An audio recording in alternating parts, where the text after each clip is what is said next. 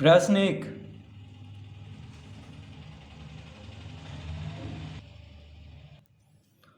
सुमेलन करें। तो प्रश्न एक का ए में किस तरह का आकृति बना हुआ है? देखिए इस तरह का आकृति बना हुआ है। तो ये आकृति कैसा वक्र है? तो हम लिखेंगे, तो ये कहाँ मिलेगा जाके? सुमेलन करना है यानी मिलाना है, तो ये मिलेगा जाके आर में। आर में मिलेगा जो कि है सरल वक्र जो बंद नहीं है। सरल वक्र जो बंद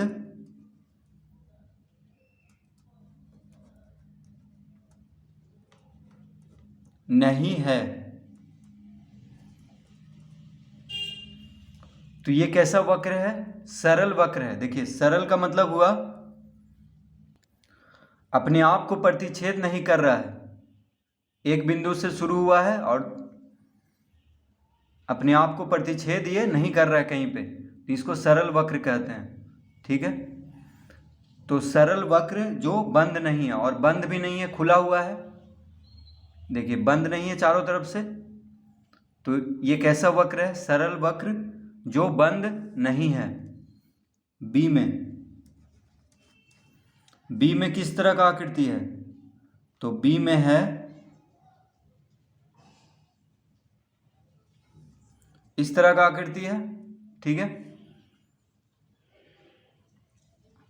तो ये हो गया। तो ये सरल वक्र नहीं है। ठीक है, सरल वक्र कैसा होता है? जो अपने आप को प्रतिच्छेद नहीं करता हो। ये देखिए अपने आप को ही प्रतिच्छेद कर रहा है। देखिए यहाँ से शुरू हुआ और फिर यहाँ पे अपने आप को प्रतिच्छेद किया, फिर आगे बढ़ गया, तो ये सरल वक्र नहीं है। तो इसको हम मिलाएंगे एस में। एस में क्या लिखा हुआ है? सरल वक्र। सरल वक्र नहीं है।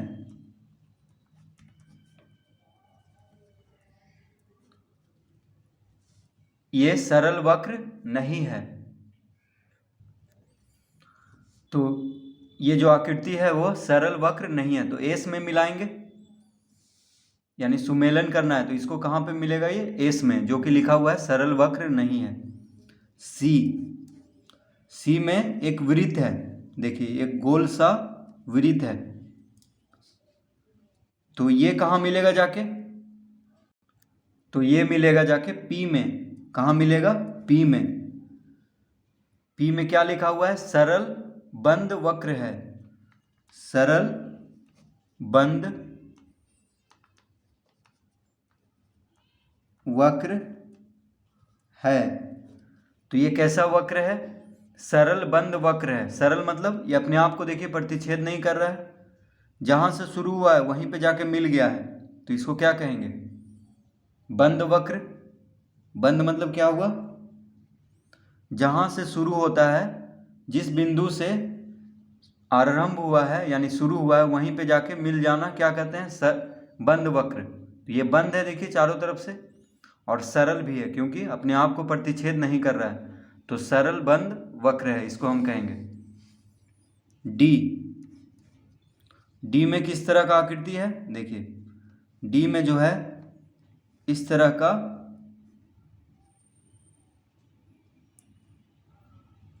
आकृति है। इस तरह का आकृति है, तो इसको हम क्या कहेंगे? बंद वक्र जो सरल नहीं है। देखिए बंद तो है, चारों तरफ से बंद तो है, लेकिन सरल नहीं है। यानी सरल कब रहता? जब अपने आप को प्रतिच्छेद नहीं करता। तो देखिए एक बिंदु से शुरू होकर के अपने आप को प्रतिच्छेद किया, फिर आगे बढ़ गया, फिर आया। देखिए एक बिंदु से शुरू हुआ है, फिर यहाँ तक आया, फिर इधर आया, फिर अपने आप को प्रतिच्छेद किया, फिर जाकर वहीं बिंदु पे मिल गया। तो इसका मतलब है ये कैसा वक्र है? बंद वक्र तो है, देखिए चारों तरफ से बंद है, लेकिन सरल नहीं है क्योंकि अपने आप को ही प्रतिच्छेद कर रहा है। तो ये जाके मिलेगा क्यू में। क्यू में क्या लिखा हुआ है? बंद वक्र। बंद वक्र जो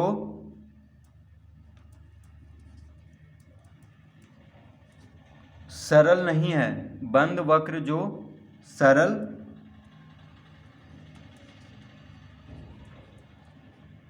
नहीं है। तो ये कैसा वक्र है? बंद वक्र जो सरल नहीं है। तो इस तरह से हम इसको सुमेलन करेंगे। तो ए आर में जाके मिलेगा, बी मिलेगा एस में,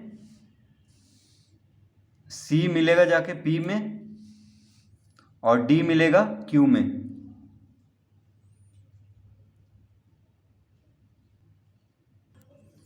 प्रश्न दूसरा,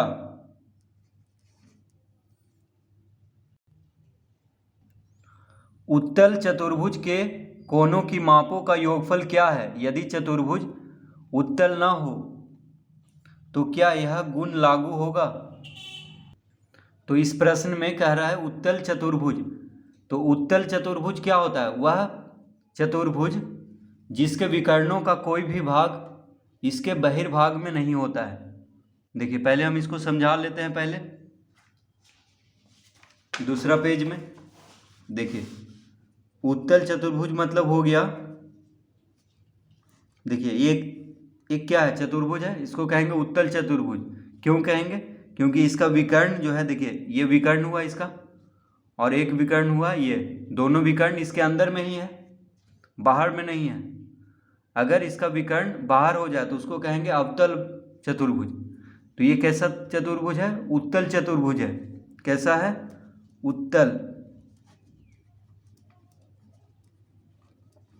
उत्तल चतुर्भुज। तो उत्तल चतुर्भुज में क्या होता है कि विकर्ण अंदर ही रहता है, यानी विकर्ण का कोई भी भाग बाहर में नहीं होता है। तो देखिए इसका विकर्ण अंदर में ही है इस चतुर्भुज का, तो इसको कहेंगे उत्तल चतुर्भुज। तो चतुर्भुज में क्या होता है? सभी कोण को जोड़ेंगे तो 360 डिग्री होता है। चारों कोण का जोड़ कितना होता है? 360 डिग्री। चारों कोण का जोड़ कितना होता है? 360 डिग्री। ठीक है। तो अवतल चतुर्भुज क्या हो गया? देखिए अवतल चतुर्भुज इस तरह से बनता है। तो ये तो हो गया उत्तल चतुर्भुज। अब अवतल चतुर्भुज एक बार बना लेते हैं। तो देखिए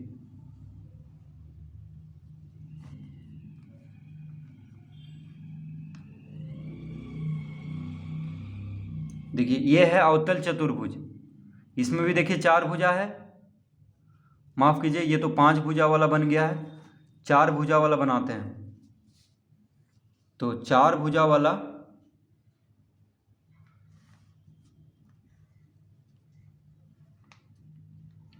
देखिए ये है 4 भुजा वाला चतुर्भुज। ठीक है, 4 भुजा है, तो इसको कहेंगे अवतल चतुर्भुज। अवतल चतुर्भुज क्यों कहेंगे? क्योंकि तो अवतल चतुर्भुज का परिभाषा होता है वह चतुर्भुज जिसका कम से कम एक विकर्ण उसके बहिर्भाग में हो। जैसे देखिए इसका विकर्ण बाहर में है, देखिए ये विकर्ण हो गया इसका, और एक विकर्ण हो गया अंदर में। ठीक है, तो विकर्ण जिसका अगर एक भी विकर्ण अगर बाहर हो तो उसको क्या कहेंगे? अवतल कहेंगे चतुर्भुज।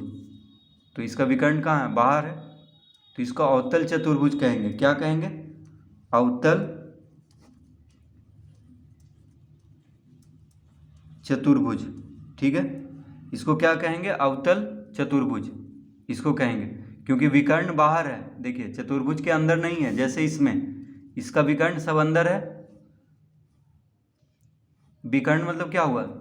आसन्न शीर्ष को छोड़ करके जो सम्मुख शीर्ष को मिलाए उसको क्या कहते हैं? विकर्ण। तो इसमें देखिए अंदर है विकर्ण और इसमें बाहर है विकर्ण। तो यही अंतर होता है उत्तल और अवतल में। तो प्रश्न 2 में क्या कह रहा है? कह रहा है उत्तल चतुर्भुज के कोनों की मापों का योगफल क्या है? तो देखिए उत्तल चतुर्भुज में सभी कोनों की मापों का योगफल होता है 360 डिग्री, क्योंकि 4 कोण होता है। ठीक है, और इसमें भी देखिए 4 कोण है, 1 2 3 और 1 4। इसमें भी 4 कोण है अवतल चतुर्भुज में भी। तो दोनों में सभी कोणों का योगफल कितना होगा? 360 डिग्री का। और उत्तल चतुर्भुज रहे या अवतल चतुर्भुज, इसका कोण कितना होगा? सभी कोनों की मापों का योगफल होगा 360 डिग्री। तो प्रश्न 2 में हम इसका उत्तर देंगे। कह रहा है उत्तल चतुर्भुज के कोनों की मापों का योगफल क्या है, तो इसका उत्तर देंगे 360 डिग्री। कितना देंगे? 360 डिग्री। फिर पूछ रहा है यदि चतुर्भुज उत्तल ना हो तो क्या यह गुण लागू होगा, तो उसका उत्तर हम हाँ देंगे। उसका उत्तर क्या देंगे? हाँ। ठीक है, यानी उत्तल चतुर्भुज अगर नहीं भी है, यदि चतुर्भुज उत्तल ना है तो क्या यह गुण लागू होगा? तो देखिए उत्तल चतुर्भुज नहीं होगा तो अवतल चतुर्भुज होगा। तो अवतल चतुर्भुज में भी सभी कोनों का योगफल होता है 360 डिग्री, इसीलिए हाँ लिखेंगे। ठीक है, तो उत्तल चतुर्भुज के कोनों की मापों का योगफल कितना होता है? 360 डिग्री। और अवतल चतुर्भुज में भी कोनों की मापों का योगफल होता है 360 डिग्री, इसीलिए हाँ लिखेंगे। ठीक है, कह रहा है यदि चतुर्भुज उत्तल ना हो तो क्या यह गुण लागू होगा, तो हाँ लिखेंगे। ठीक है, हाँ यह गुण लागू होगा, क्योंकि उत्तल चतुर्भुज रहे या कोई और चतुर्भुज रहे, सभी में कोनों का योगफल, सभी कोनों का योगफल कितना होगा? 360 डिग्री का। तो इसका उत्तर हो जाएगा 360 डिग्री और हाँ। प्रश्न 3,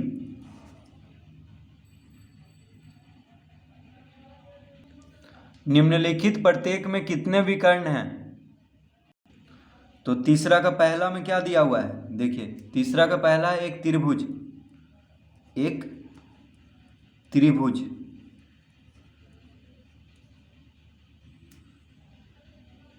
तो एक त्रिभुज में कितना विकर्ण होता है? तो देखिए पहले हम एक त्रिभुज बना करके इसको समझते हैं। तो देखिए ये एक त्रिभुज है, ठीक है, ये एक त्रिभुज है। तो विकर्ण, अब देखिए विकर्ण सम्मुख शीर्षों को जोड़ता है, आसन्न शीर्ष को नहीं जोड़ता है। ठीक है, तो सम्मुख शीर्ष को जोड़ने वाला को क्या कहते हैं? विकर्ण। तो देखिए इसमें कोई भी सम्मुख शीर्ष नहीं है, सब आसन्न शीर्ष है यहाँ पे।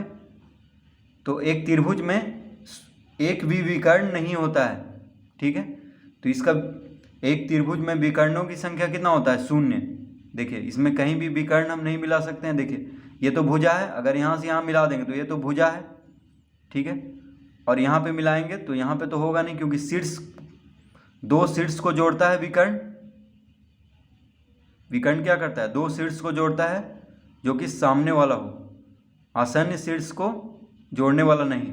ठीक है, तो एक त्रिभुज में एक भी विकर्ण नहीं होता है, तो इसका उत्तर होगा 0। इसका उत्तर क्या देंगे? तो इसका उत्तर हम 0 देंगे। क्या देंगे? 0, यानी एक त्रिभुज में 0 विकर्ण होता है। एक त्रिभुज में एक भी विकर्ण नहीं होता है, तो उसको हम 0 लिखेंगे। दूसरा, एक उत्तल चतुर्भुज, एक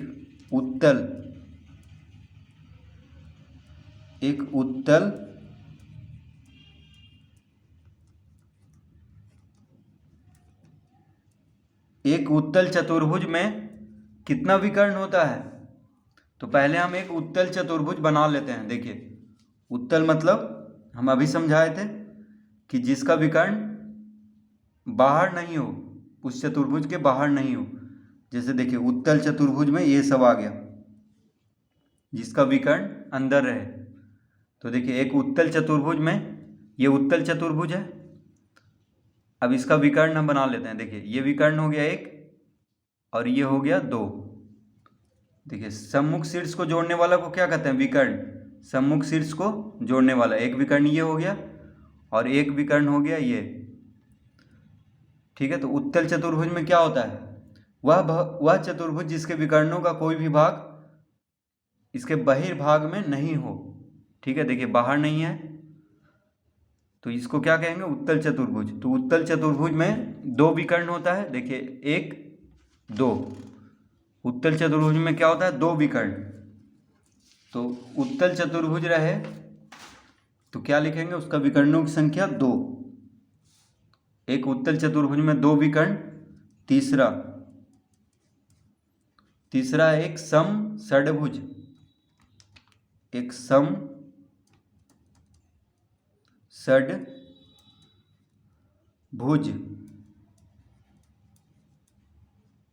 तो एक सम षडभुज, षडभुज मतलब होता है जिसका 6 भुजा हो। षडभुज मतलब क्या हुआ? जिसका 6 भुजा हो। और सम षडभुज मतलब हुआ कि सभी भुजा बराबर हो और सभी कोण बराबर हो, उसको क्या कहते हैं? सम षडभुज। ठीक है, सम षडभुज।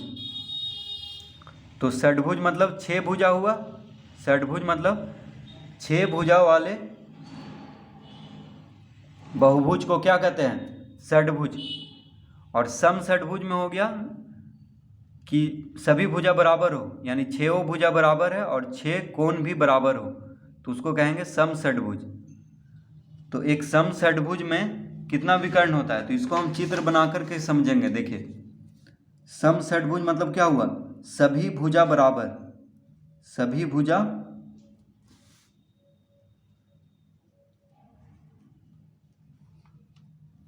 सभी भुजा बराबर। ठीक है, तो इसमें देखिए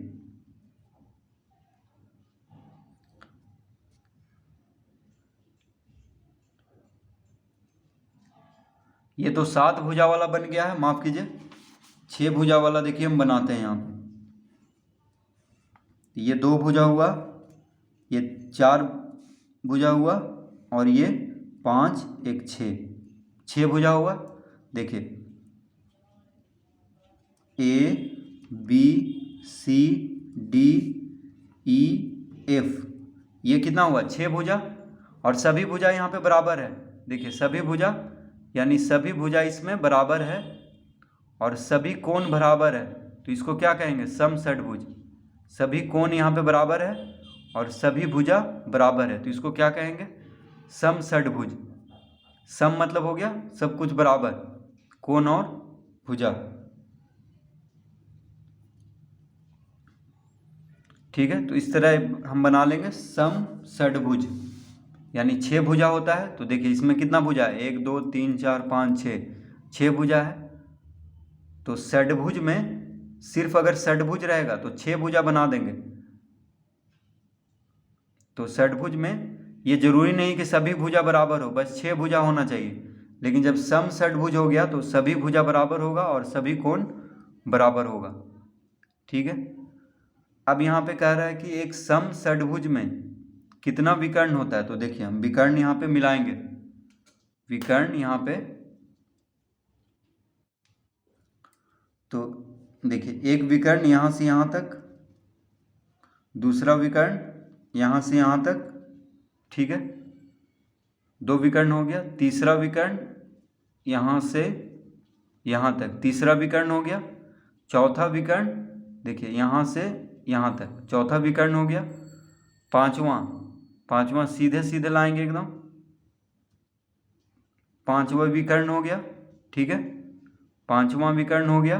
अब देखिए छठा भी हम देखिए इस तरह से ला रहे हैं, ये छठा विकर्ण हो गया।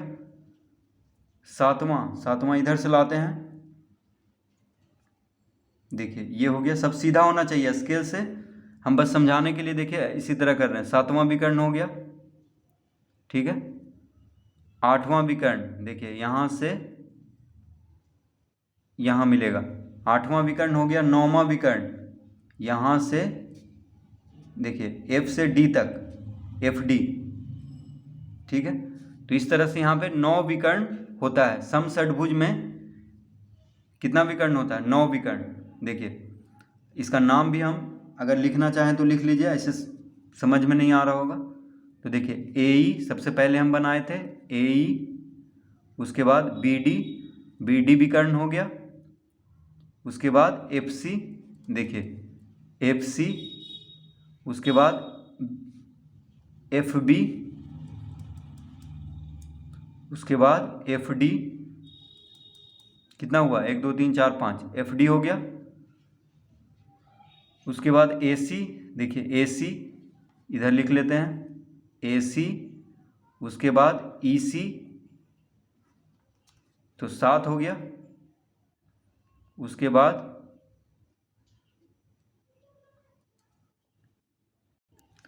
AD, देखिए AD, उसके बाद BE, BE कहीं पे नहीं है, BE, तो कितना हुआ, देखिए 1 2 3 4 5 6 7 8 9, 9 विकर्ण होता है इसमें, समषटभुज में 9 विकर्ण होता है। देखिए AE, BD, FC, FB, FD, ठीक है। देखिए 2 बार कहीं कोई रिपीट तो नहीं ना है, FD हो गया, फिर AC, EC, AD और BE, ठीक है। 9 विकर्ण होता है, तो हम इसमें लिखेंगे एक समषटभुज में कितना विकर्ण होता है, 9, समषटभुज में 9 विकर्ण होता है। तो ये आप खुद भी निकाल सकते हैं। तो इस तरह प्रश्न 3 तक हम हल कर लेंगे।